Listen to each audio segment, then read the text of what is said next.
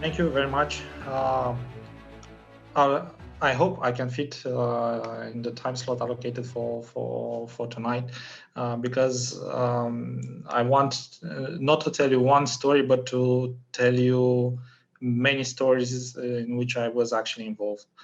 Um, I am involved in the technology area. Of course, I'm a passionate also in my past. While I was a student, I was Olympic to several. I was physics Olympic. I was informatics Olympic. Yeah, so I was performing to a specific level, and also especially being involved in those levels, I wanted to step up my game and to bring something new and something additional that, especially to create a stage for people like me, because in those times, uh, the only stage in Romania, it was an institutionalized stage. Yeah, so I'm talking about beginning of 2000s, yeah, which were not that different than the 90s or 80s or other times before.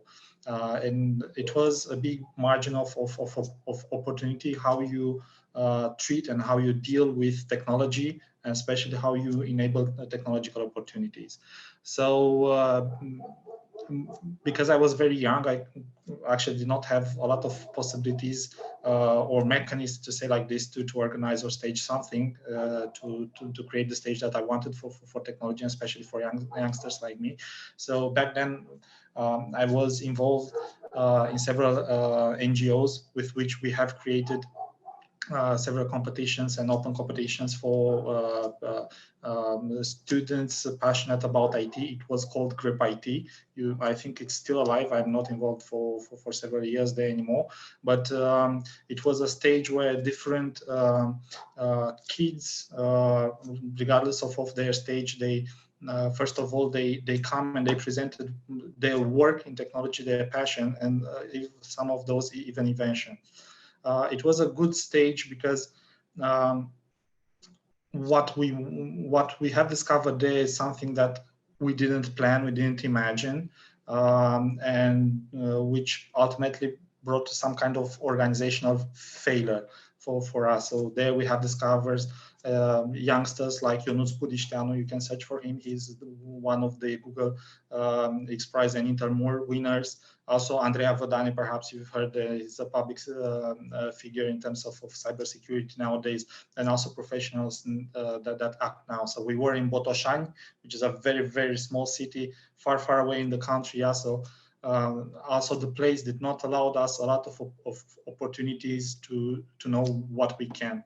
But it was some kind of atmosphere between the friends that we were there. Yeah, it was the garage atmosphere that uh, uh, we entered, but also meant some difficulties in how we deal the structure of that organization, because as publicly you become and as more responsibility that you gain, yeah, in front of your, let's say, customers, regardless that they are paying customers or they're just regular customers, yeah, you need to gain some traction, and to distinguish and to strive all of this, because yeah, we were uneducated into what an organization means, in what a flat structure means, in what multi-level with decision structure, our values or moral values, how we align between them, especially how we present outside. And also this meant that we needed to, and here it's very funny because yeah, when I was around 20 years old, yeah, I was involved also in a tech startup, and which of course we have failed.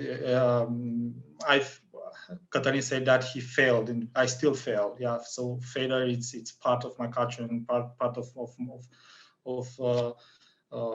my way of being and acting. Yeah, so it's embedded there.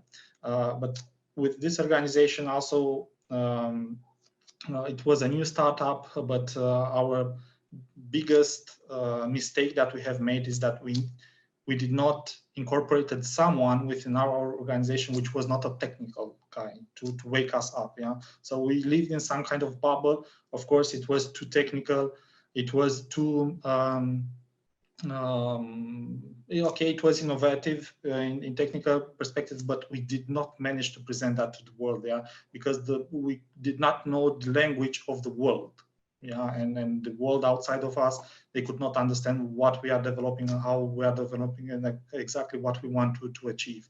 And back then there was not a lot of literature or keywords like cloud or like distributed computing systems or something like that. It was more reserved to research communities and more towards extremely specialized communities.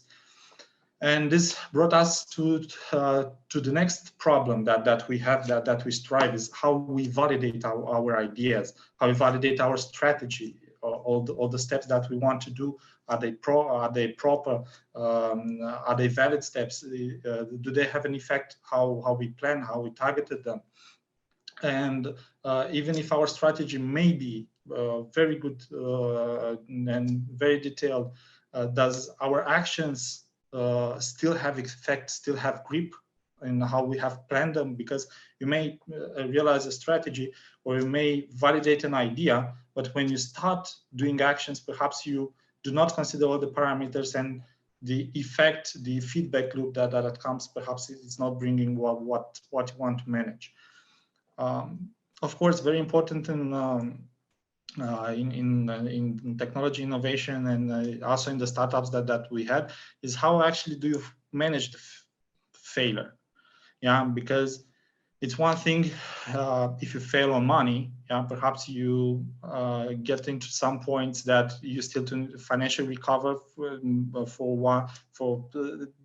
different type of people, maybe easier. For other types of people may be a little bit difficult from this perspective. So how do you regroup people? How do you shift the energies from a failure into something new? Or how do you make the culture inside your organization, or inside the processes that you have inside your organization, so the failure be a part and not necessarily have demolishing effect to the team, yeah. So and it is very, very important how you make it in such a way that you recover the energy from the failure and turn it into something new. You have to change the potential and transform it in something that has potential for the future. Also, with this small startup, what we have learned, it's very important, and especially with technology, yeah, it's the timing with the market. Our idea was simply too innovative for the market. Yeah, people did not understand back then. Yeah, or people that we are surrounded, and business angels, business investors that we want.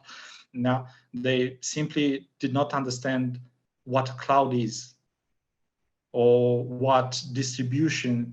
Back then, people still believed in big data centers. So a company still owns the data center, so he can control everything. Yeah, the understanding of software as a service, or IT services generally, yeah, delivered from an infrastructure that we do not have control, were still at the beginning, and people was reluctant to that. Yeah, also might be the case afterwards in other companies that I worked, is that you spend too much time on your idea, and when you came up on the market with that idea, it's already expired, and yeah, it's nothing that can stick and glue with the market. Afterwards, I had the possibility to lead some innovation departments in a big group in a very big international company that were developing some services for banking industries. And there, it was the first time when me, as a technical guy, I have spent like from 9 months out of a year only with lawyers. So I never saw a technical guy or something like that. And the boundaries and the fallbacks, how you ensure fair competition, yeah, within the market that you perform, what are the contract limitations on the field that you want to innovate, or what limits your organization possibilities. And especially how you protect your intellectual property, because stealing intellectual property, that's another big thing. Because if you do all of this correctly, I found out later that if you do this correctly, you'll always succeed in obtaining financing. Because that was another critical part from my side, was that at some moment we failed in obtaining and managing the financing of the business. But as long as you learn how to do the other things properly, and if you check them properly, yeah, then you find out that financing is not anymore a problem. So this was my exposure on failure and my experience on failure. Okay. And I even managed to fit into the time slot into the 10 minutes. If you'd like, yeah, afterwards we can share questions and we can share experience, or even now.